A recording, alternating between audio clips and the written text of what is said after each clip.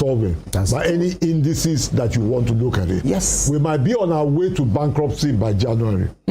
All the difficult decisions have been kicked down the road.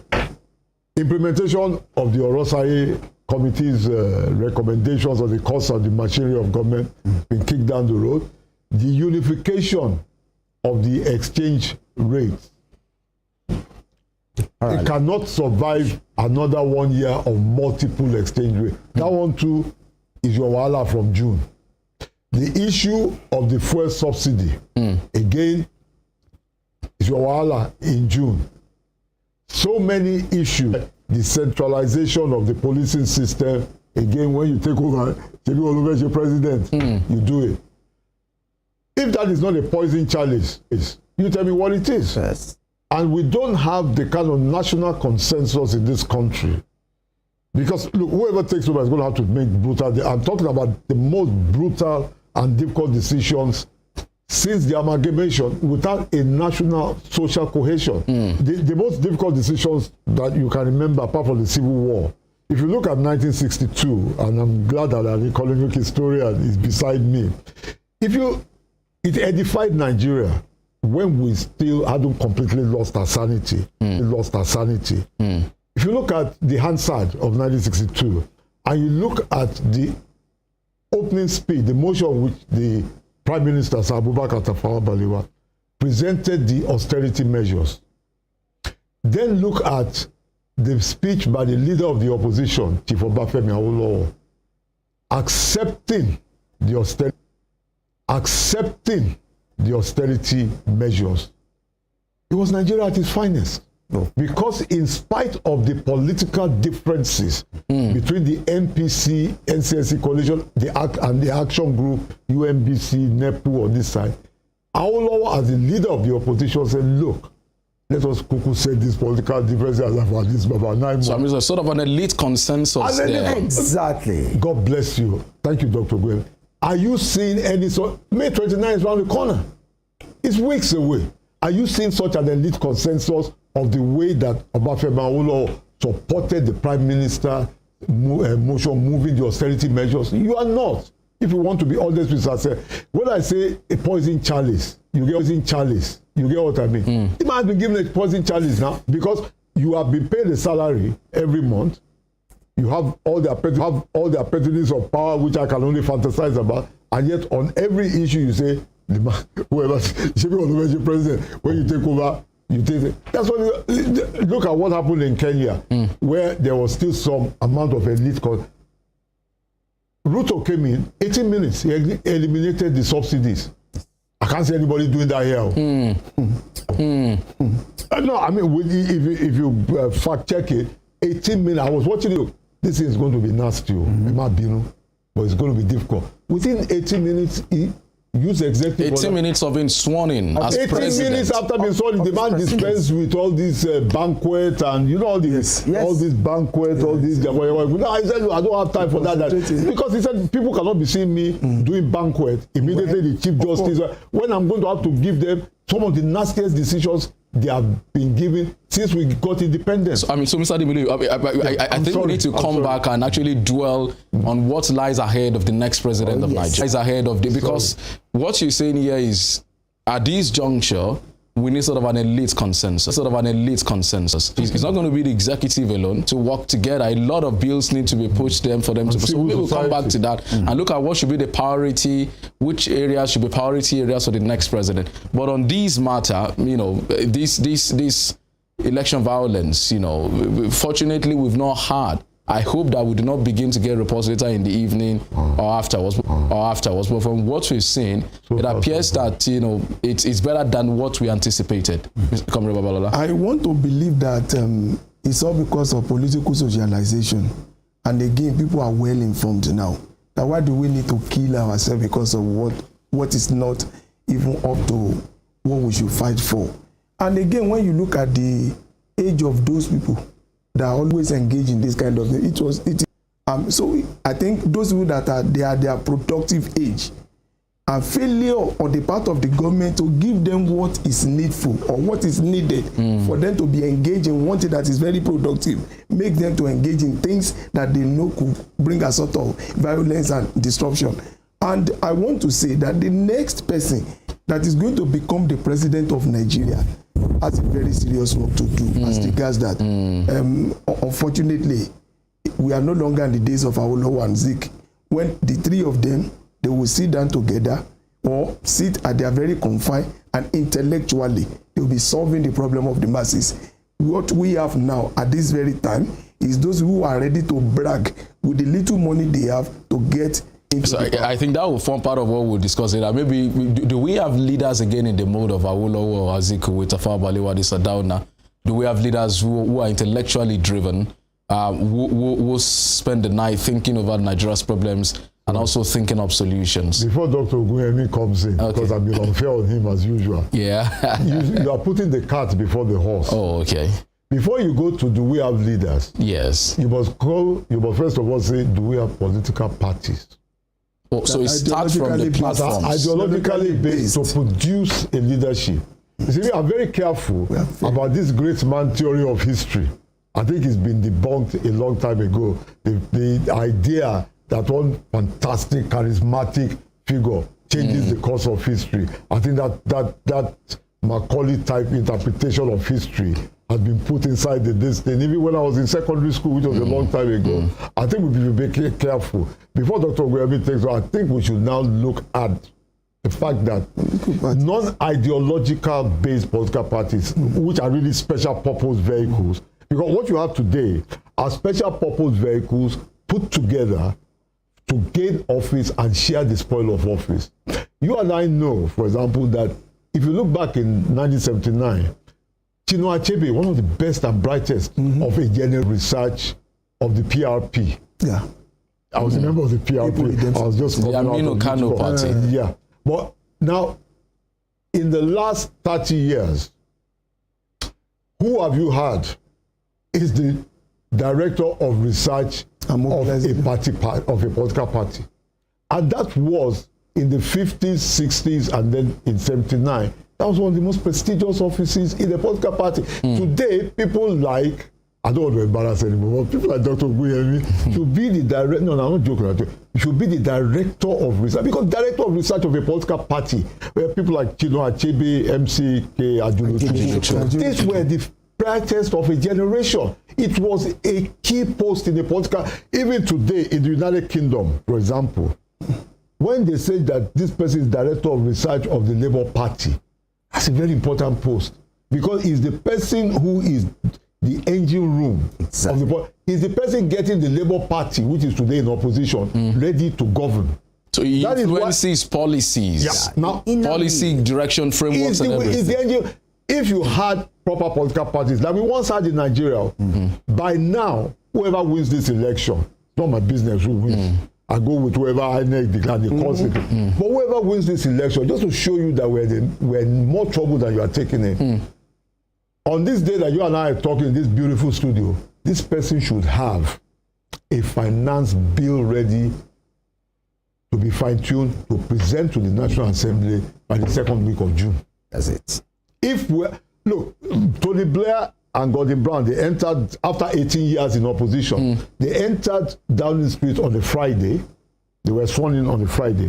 On Monday morning, when they entered on Friday, they brought in 3 finance bills that had been prepared by their research department. Exactly. Between Friday, when they were sworn in at 10 o'clock by the Queen, and Monday at 12 o'clock when Parliament had elected its principal officer, they had harmonized those 3 bills, and the Wall Street Journal, which was definitely not sympathetic to Labour, described the finance bill presented by Gordon Brown as one of the most path-breaking since the end of the Second World War. Wow. In your heart of hearts, do you believe, leave partisan politics alone, we're not politicians there, do you believe that there's any front runner out of the 18 people who, when he comes in, will present within 4 days to the newly sworn in National Assembly Nigeria is. You're not talking about manifestos here. You're talking about being ready for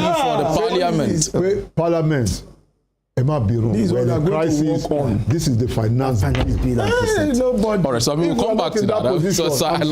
We're in a mess. Yes, you know, I mean, we'll come back and analyze this, but I want us to the election violence. So I want us to check out this stat, these very data. This is number of election violence incidents per month from January to the end, from January last year to January this year. So, I mean, look at the graph here and see the spike here. So January, we had 15 election violence incidents. February, we had 35. March, we had 13. April, we had 36. May, we had 88. August, we had 15. September, we had 2. October, we had 10. November, 42. And December, that was 43. And then January, because it was midway into the month, we had just 5. So at the presentation of this report, which I had the opportunity of anchoring then in Abuja, an explanation was given as to why we had a spike in May. May was when the political parties conducted their party primaries. Yes. Exactly. So, I mean, the researchers proved that heightened political activity led to heightened political tension, led to more political violence and election violence incidents. Any surprise? Is it any deviation from our past? It is not surprising. The only thing is that the definition of what was violence in terms of the species of violence is not indicated. Is it by way of death? Is it how many people died? Or arson? How many houses were burnt? Or how many limbs were cut? Or how many economic activity were destroyed as a result of that? Violence can be all manners of destruction.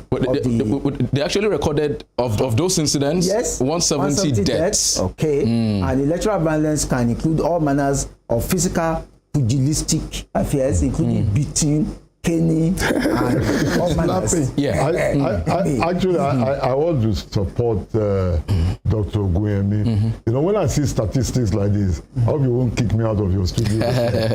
I always sound like I want to put people on antidepressants. But honestly, I think that a lot of this thing is based on underreporting. You think it's way more like this? I think it's much more. I think it's almost double. How much? What is the forensic capacity of our detecting landscape? Violence. How much is actually reported? Perhaps based more on media reporting. Most of what you are hearing is based more on media reporting. There are a lot of even domestic violence. Do you have a proper statistics of man beating his wife or vice versa? It's all underreported. That's when the famous and the prominent have domestic squabbles. You get what I mean? I think I want to say, I don't want to scare you. Yeah. I honestly think that what you have brought out is very good. I love infographic. But I think it should be taken with a pinch of salt. I think I would like to say that it's still underreporting, and we must go to the root causes of this dysfunction. All right, so yes. Actually, Doctor. I agree with PWU on that. But not that it is not true, no, but that is in the magnitude of a minimum of 4. That is what you have just reported is in the magnitude of multiplied by 4. I mean, if you see statistics dealing with violence in Nigeria, the first institution of government that suppresses it is the police. So give the impression that they are doing their work, which is inversely proportional to the actual event described. So if you see accident victims, where do you count accident victims? The police insist that it must be according to their report, whereas accident victims are better counted in hospitals.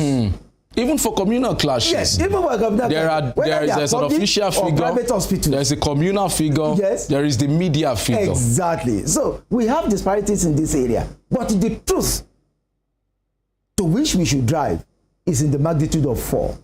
Relative to this. And so, I mean, gentlemen, so don't you think part of our problem, and perhaps part of what the next set of leaders need to focus on, is our ability to get data right? Exactly. So our data is dodgy. Exactly. That is even. And the primary data source is the census.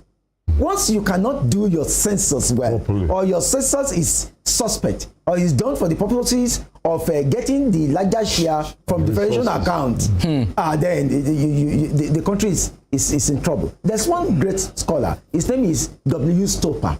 He wrote a work. He said, with respect to Nigeria planning without facts.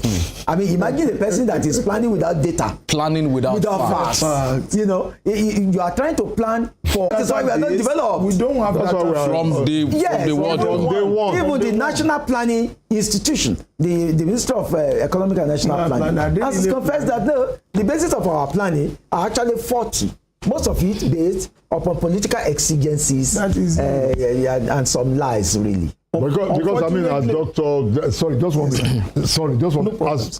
unfortunately, as Dr. Oguyemi, I believe will agree with me. Even the amalgamation of the two territories 1914 was based for economic rationalization reasons. Yes, and that's where the problem with statistics started. Sorry. Well, I even doubt if we are going to have a very good database. Looking at it, who are those people that are coming to take the baton from Buhari?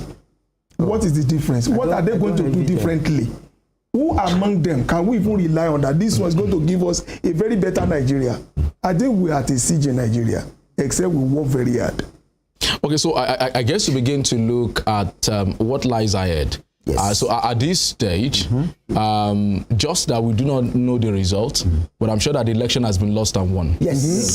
Yes. And yes, it's important to point out one thing about the result, which I thought that you should have been emphasizing even a week ago or 2 weeks ago. I once mentioned it, I think it was today, I keep mixing the guy who likes paying bills. Yes. Somebody's going to win this election. Yes. Let me go along with Dr. Oguyemi and I think Babalola by Monday evening. Good. The loser goes to the court, the courts decide what they want to do.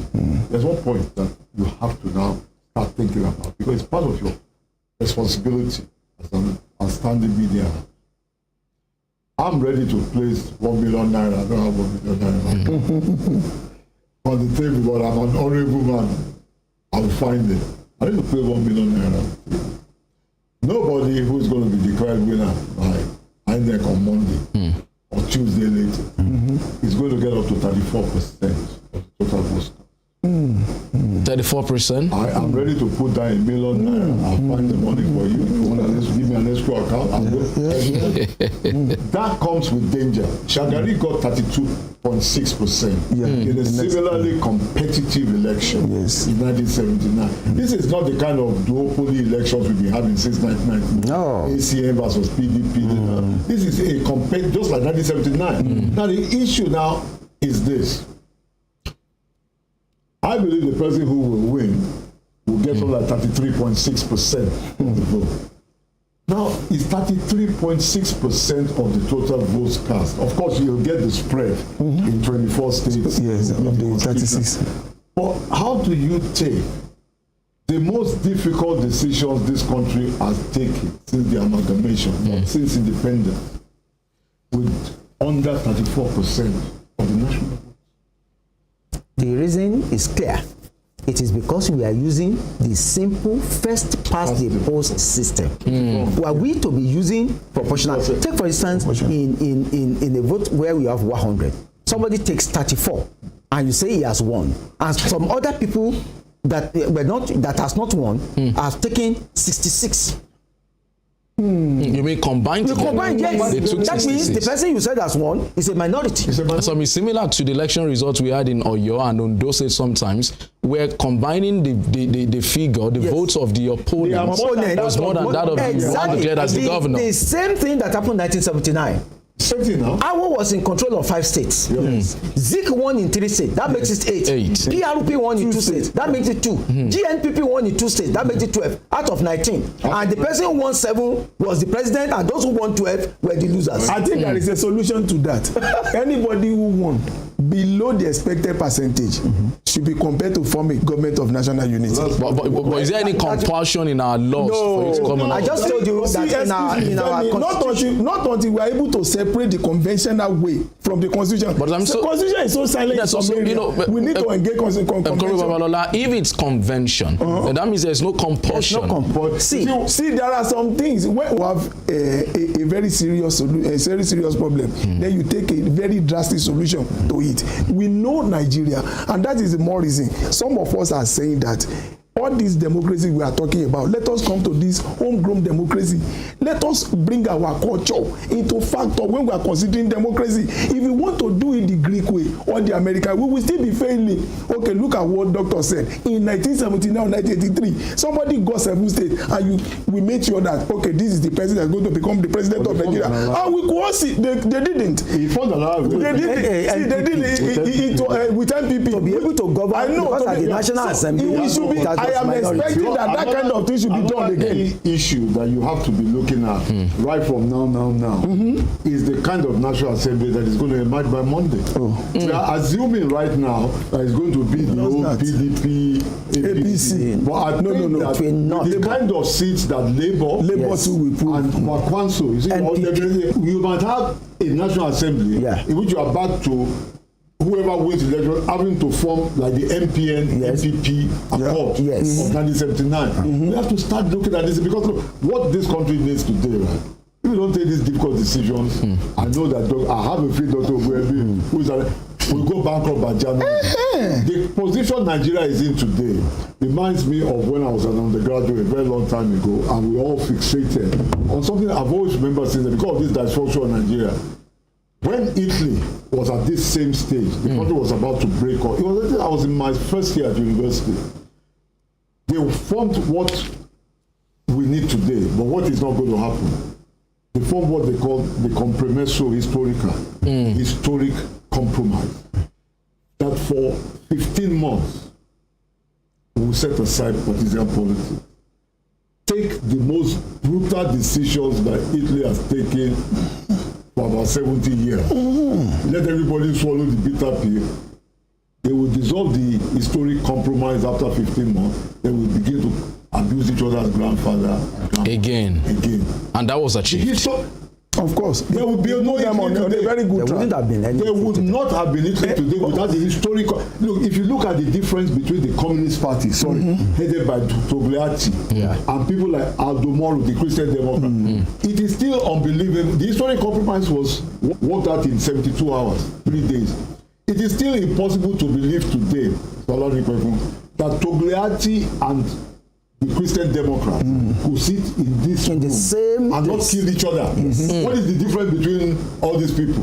But Togliatti, a hardline Stalinist, could find compromise. Could sit on the same in the same room with the Christian Democrats, and that they didn't kill each other. Even today, I'm beginning to wonder whether it's 419. For some fathomable. It was unfathomable now. The difference is that Togliatti could not have sat with Aldo Moro. The distance between where you are sitting now and where he is sitting there. So you call it compresso historical compromise. Doctor, but do you know do you know why that could be done? Because the leader are ready to surrender. I was just going to ask Doctor. On the basis of history, yes. So on the basis of our history and our culture, our customs, our personality trait as Nigerians, are we likely going to have something? Do we stand any chance of having something like that, like the Italians had when they were at the precipice?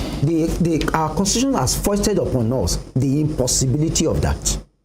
Our constitution is such that it is cast in stone. Is there a constitution about culture or character as a person? Of course, you know that our constitution is the law by which our characters are determined. For example, look at coastal system. It's in our constitution. And the coastal system determines how you even appoint Supreme Court justices. You appoint them on the basis of political relevance, not on the basis of their sagacity in law. It is not our best that always sit in our best position. In fact, some people, because of that, were so frustrated in the conference, national conference that Jonathan called, that they defined democracy as the stupidest form of government, where the vote of a genius is equal to that of a fool Our quota system says, one, that you must ensure that there is no dominance of any group, either in terms of religion or ethnicity, in any position of power. Yeah. Is anything wrong in that? There's nothing wrong in that. To prevent domination. Beautiful, but look at the way it has been done. What if you want to go to the World Cup and your best 11 are from Edo State alone? Our coastal system says no. Go find some people who are not so good in Borno, in Sokoto, to dilute them.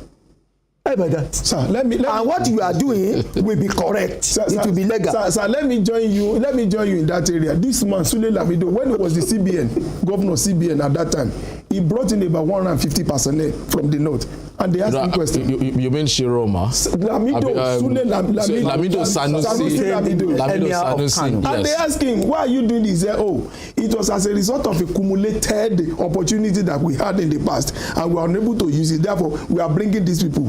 Go and check the credentials. Majority of them are undergraduate. They are 400 levels, 500 levels. He said they will soon finish. When you have an individual here who are chartered accountant, chartered administrators who could not even find a position. And what he did was correct. According to our law. What he did was correct. According to our law. Yeah.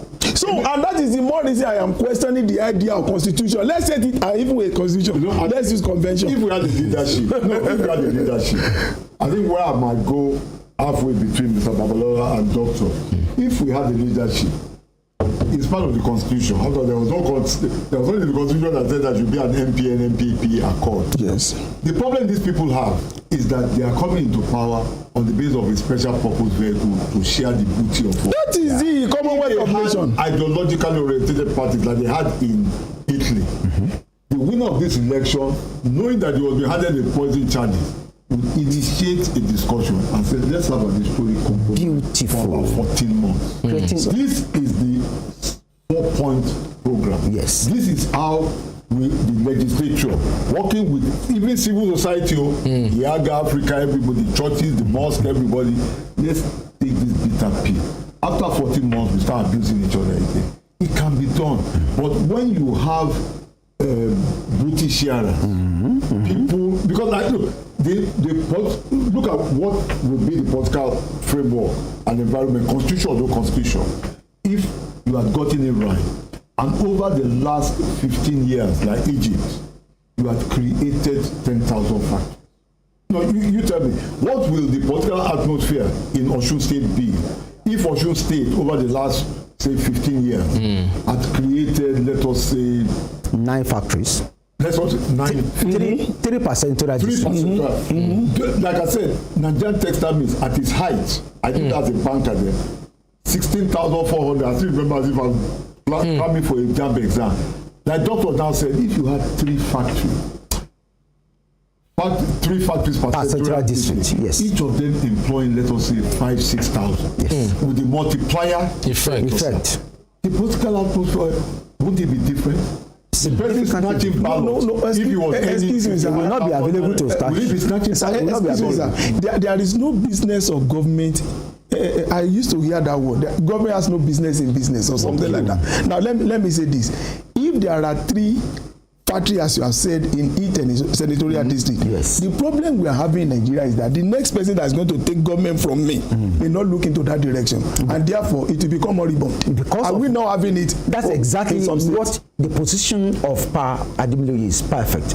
He's actually advocating for another language in our political lexicon called elite consensus.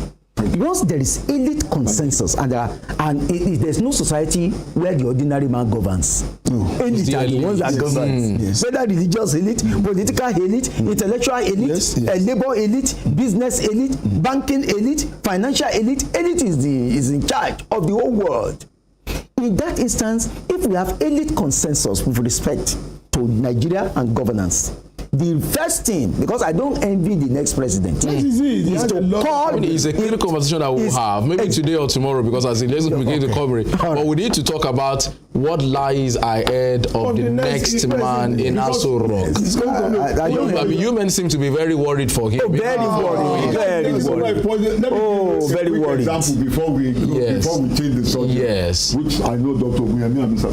Look, when Buhari was coming in in 2015, when I was really gung-ho as my wife and children, I went back to read a magnificent account of the first 6 months of the Gore, written by the head of the Bureau of the New York Times in Paris. And he won the Pulitzer Prize. It's still in my library, the English translation. You know, everything the God did was in the first 6 months, and there were nasty decisions. Like, because of what destroyed the Fourth Republic, they placed every political office holder, from the president to local government council, on a civil service scale. The president of in France during the Gauls. If you Google it today, there are 6,000 civil servants in France, any more than the president of France. Correct. If you become president of the National Assembly today, every school boy in St. Charles Grammar School knows your salary, because the president of the National Assembly might be earning the same salary as Pam said. Yes. Very quickly, so that you can move on. What really I found the very thing, which is why I'm apprehensive about it. You know, in the first 6 months, and the French government has stupidly refused to declassify. In the first 9 months that de Gaulle was sworn in as president, Charles de Gaulle moved into the Champs-Élysées. Mrs. de Gaulle had to leave the Champs-Élysées, the Aso Rock, at 8 o'clock in the evening. De Gaulle believed that he had to make such nasty decisions that one day there will be an uprising or a coup d'etat. As a general, he was ready to die. I didn't see why his wife should die. Till today, people have gone to court under the freedom of information. The French government, the woman must be living somewhere now. I mean, when she left the house, she would live by a secret passage. Yes. But we now knew after longer that, so where was Mrs. Madame de Gaulle? Where was she staying for the first 9 months? The guy believed that there was going to be a coup. Because of the tough decisions. Of the tough decisions. Do you see the mindset of any of the front runners? Yeah. Who will do that? That, madam, when we enter this also wrong for anything can happen. Anything. We will not be by 7:30. You leave this. Mr. Ademilu, we're due for a break because our reporters are back. I would also like to take them higher first-hand report from them with us here. But I'd like to ask Doctor one last question just before we go on that break. You talked about proportional representation the other time. Exactly. Do we have any example of where it's practiced in a presidential democracy anywhere, or is it more about parliamentary? It is practiced primarily in Europe, particularly in Germany, and then it's also practiced in Belgium. But in Africa, there is no place in Africa where proportional representation is practiced. Proportional representation means you get the total number of seats proportionate to your percentage in the of votes you cast. For example, if let's say party D wins 50,000 in the total vote of 250,000. He gets only 150 of the members of the National Assembly who will determine who will be president. If Party C, for example, wins 100, he will get 40%. If to the extent that the party that gets 40% may not be the one that they form government. It may be a party that has won, or 3 parties that have won 20% in 3 places. If they are able to form a coalition. It happened in Israel.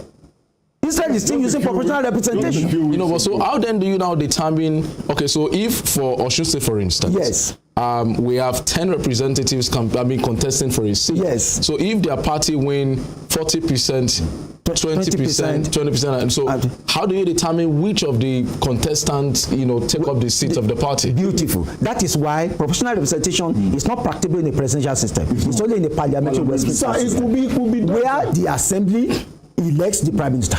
The assembly elects the prime minister, and the prime minister is a member of the assembly.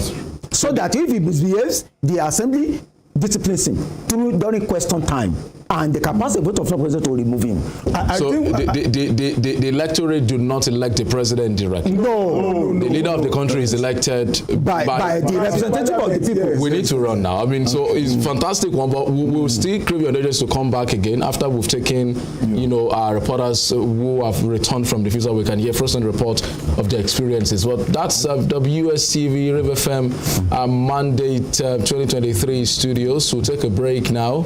And then when we return, you'll be seen with me here, our reporters who have returned from the field.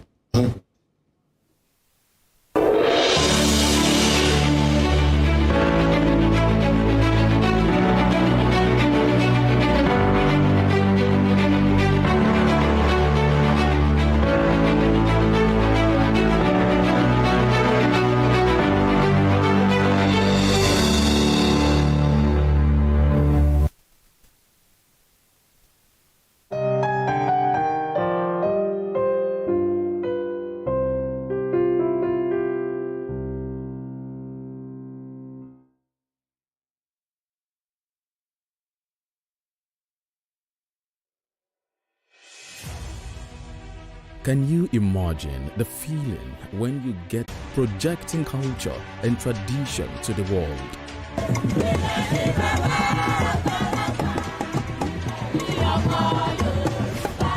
Brought to you as the break and recapped every hour for your update.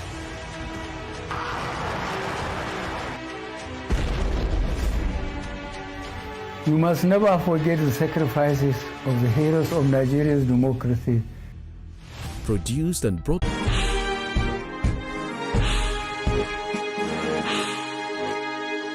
Western Spring Television. Ours it is.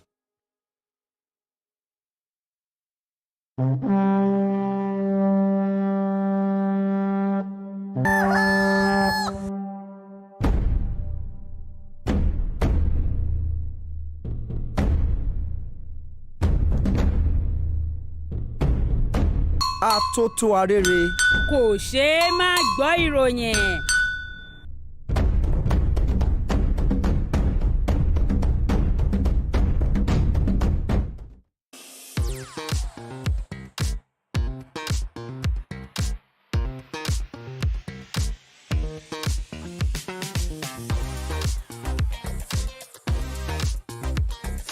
Turn it up! It's the Wild Wild West. And Western Spring Television is pulling out all the stops to make sure that you don't miss out on every of the fun and happenings around you. Yup, we've got you covered because your girl got all the juiciest tidbits and entertainment news from around the world. Cross over to the chocolatey side of entertainment. Join me, Chocolate Cassie, on Eccentric as we take you into every bit of the juiciest news, fashion, music, movie updates, and other trending conversations. Together on the show, we'll get personal with your favorite celebrities via phone call, Zoom, or even live here in the studio.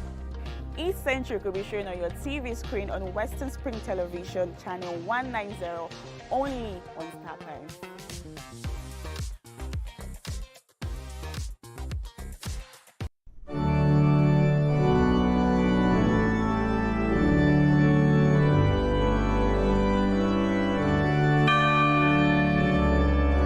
Here are 5 amazing fun facts I bet you never knew about Christianity. Number 1, there are over 2.4 billion Christians worldwide. Amazing fun fact number 2. The Bible is one of the best-selling books of all time, with more than 100 million copies sold every year. Most Christians believe in heaven and hell.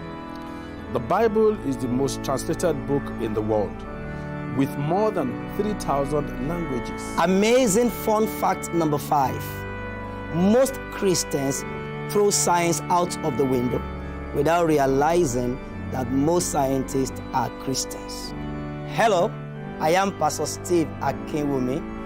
And I am Dr. Adeoye Oyewole. Join us as we highlight and discuss day-to-day issues pertaining to the day-to-day living of every Christian. Issues in Christendom shows every Sunday on Western Spring.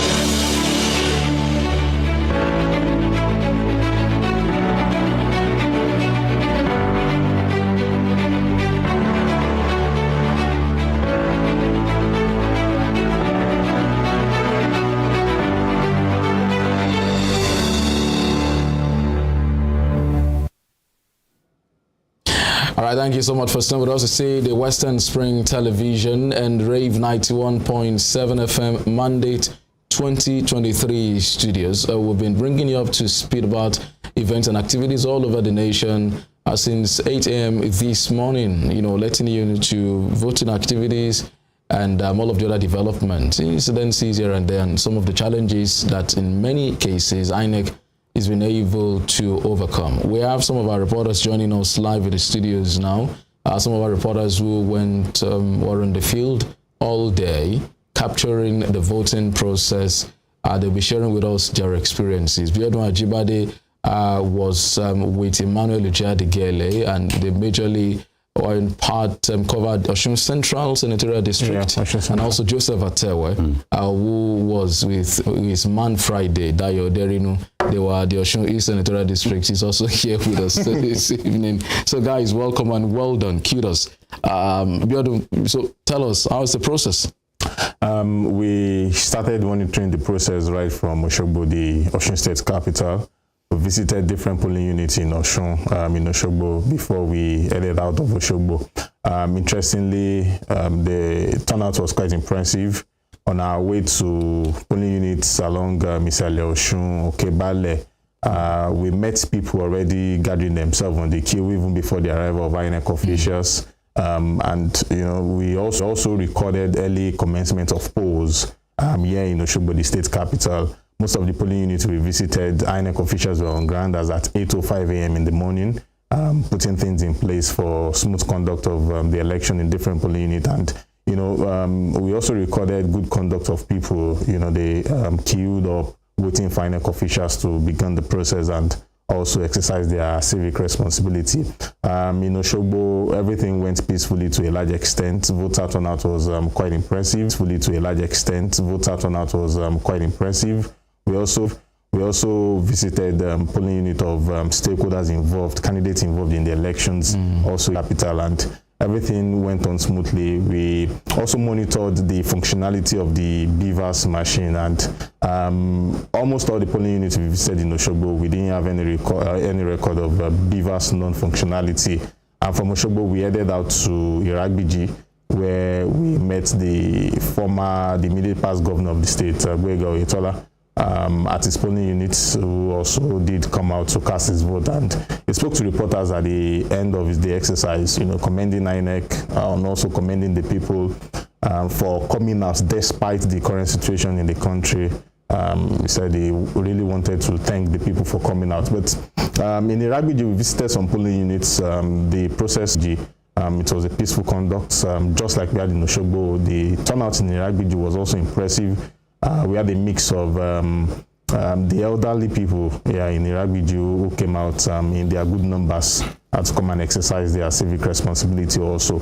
Shortly before we left Iragbiji, on our way out of Iragbiji heading back to Oshogbo, we got reports that there were incidences of ballot box snatching and voting disruption in about 2 to 3 polling units in Iragbiji. So on our way to those polling units, we met a group of youths who they've already placed a barricade on the road, and they stopped us. They told us they wanted to check their boots, and we asked them, okay, what's happening? They said something just happened in about 2 polling units, yes. And we asked what happened. They said hoodlums came with guns, wielding guns, and entered the polling units, scattered away election materials, and that's why they had to conduct the stop and search. And we asked if they had reported the incident to the police divisional office in Iragbiji, and they said yes, they did. So we had to get down from the car to also speak to eyewitnesses who were there, and they did confirm that incident did happen. We also spoke to a major chieftain, I think a chief, yes, in Iragbiji, who also explained what happened. But all of those reports were reports we were able to gather from a location very close to where the incident happened itself. So we had to drive down to the major polling unit, that's polling unit 2 in Elesun village, that's outskirts of Iragbiji, to see for ourselves what actually went down. We got there, we got to that polling unit, we saw ballot papers on the ground. We saw the ballot box already shattered. They said they carried away with some other election materials. And we spoke to those who were on ground at the polling unit, and they did confirm to us that the hoodlums came when voting process was still ongoing in that polling unit. And we asked, okay, what sort of car? They said they brought a bus. Could they identify the bus? They said yes, they can. And we spoke to those who were on ground at that particular polling unit, and they confirmed that particular incident. And shortly before we left Iragbiji, though we could not substantiate, we tried reaching the police public relations officer of Osun State to confirm that for us. But the locals did inform us that the police in Iragbiji have apprehended two of the suspects, and we tried reaching the DPO, but of course he said he wouldn't say much on that we should talk to the PPRO. So we left Iragbiji, and some other polling units we visited in Iragbiji. Polls closed without any rancor. For example, polling units 20 in Popo, polling units 20 in Popo, Oluti side of Iragbiji. The last person on the queue, 4:45 p.m. and we saw INEC officials, waiting for maybe some other persons who would like to come and also cast their vote. And we saw people also patiently sitting, waiting for sorting and counting to commence. By the time we drove back into Oshogbo, most of the polling units from Oshogbo that we also visited, polls had also closed. Sorting and counting was about to begin till we got down to the studio. Well, interesting account. Thank you very much, Joseph. Well, it seems to be peaceful. From his analysis, it seems to be peaceful in Oshogbo and most of the places they visited, because it's the reverse is the case in some of the places we visited. Not that they went physical, but the things we saw. For example, we had massive vote buying. I think we had a video which we sent to the studio. We had massive vote buying in Ife, Central to be precise. So what they did was that you have the voters, go cast their votes. Someone leads them to the back of the building, and they write their name down. But from there, we don't know what happens. But then they wrote their names. Some will write down their account number. There was a polling unit. I think it was Ward 6, Unit 7. That was in Ife, toward the outskirts of Ife. While that was happening, we saw a blue bus. That was ICPC. I think that's the name. I came down, and you could see people running. Why are you running? That happened in Ife Central. So massive vote buying, we believe, with the video that we have, happened in Ife Central. And not just that, the turnout was poor. For example, at the polling unit shows, how many people are you expecting, accredited voters, and they said they were expecting 760. As after 2, they had only 94. Out of 700 people on the voters 94. Register. Yeah, and you had like that in Ife. We also went to Elisha. Well, maybe was the Wadi Okez ward where you had people turn out, but the rest you had 22, 26 out of 110, 115 out of 300.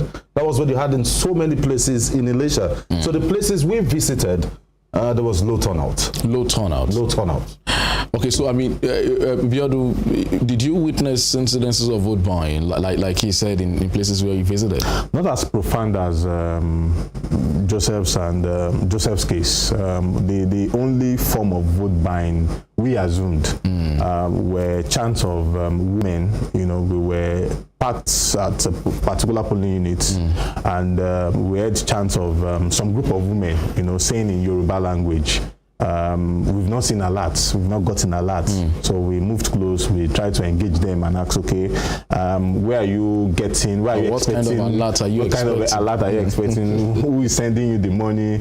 And the woman said, well, all they know is that they've done their parts and they're expecting alerts. So we had to move away. So again, if you look at the current situation of the country, there's no cash.